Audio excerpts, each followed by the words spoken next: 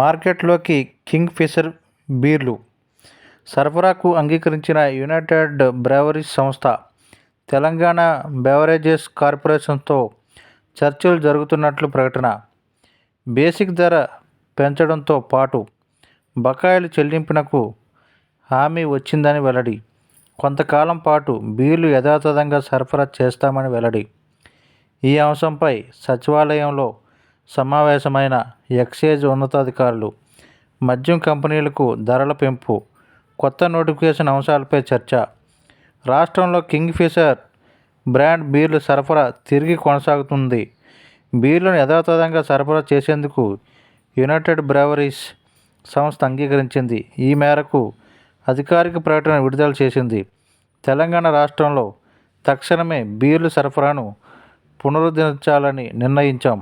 Telangana breweries corporation లిమిటెడ్తో నిర్మాణాత్మక చర్చలు జరుగుతున్నాయి.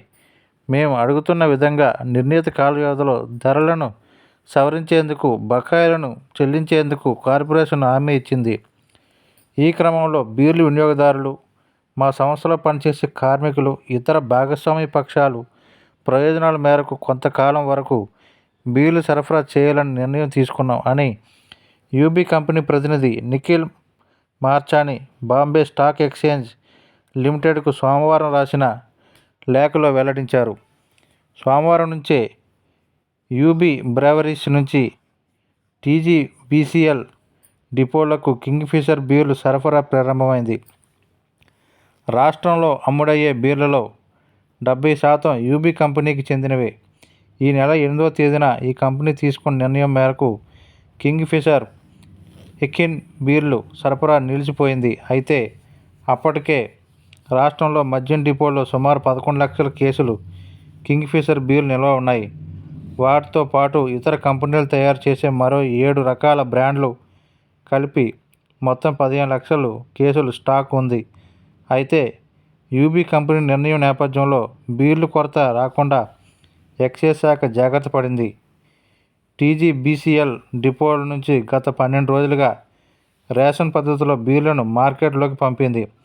సంక్రాంతి పండుగ ఉండడంతో ఎక్కడా బీర్లు కొరత రాకుండా ఉండేలా చూసింది. అయినా ఆదివారం నాటికి బీర్లు నిల్వ 1,00,000 కేసులకు తగ్గిపోయింది. ఇంకో 2 రోజులైతే రాష్ట్రంలో బీర్లు కొరత ఏర్పడే అవకాశం ఉండేది. ఈలోగా యూబీ కంపెనీ బీర్లు సరఫరా ప్రారంభించింది. ఈ పరిణామం నేపథ్యంలో ఏం చేయాలన్న దానిపై ఎక్సైజ్ శాఖ కసరత్తు ప్రారంభించింది. ఇటీవల సీఎం రేవంత్ రెడ్డి సమక్షంలో జరిగిన సమీక్షా సమావేశంలో నిర్ణయాలపై చర్చించేందుకు సోమవారం సచివాలయంలో ఎక్సైజ్ శాఖ ఉన్నతాధికారులు సమావేశమయ్యారు. మద్యం కంపెనీలు అడుగుతున్న విధంగా బేసిక్ ధర పెంపు, సీఎం ఆదేశించిన మేరకు కొత్త కంపెనీల నుంచి నిల్వ సరఫరా కోసం నోటిఫికేషన్ విడుదలై తదితర అంశాలపై చర్చించినట్లు తెలిసింది. తెలంగాణలో బీర్ల సరఫరాను పునరుద్ధరించాలని నిర్ణయించిన యూబీ కంపెనీ వేగంగా బీర్ల ఉత్పత్తి చేపట్టింది. సంగారెడ్డి జిల్లాలో ఈ కంపెనీకి చెందిన 2 బీర్ ఫ్యాక్టరీలు సోమవారమే బీర్ల తయారీని మొదలుపెట్టింది.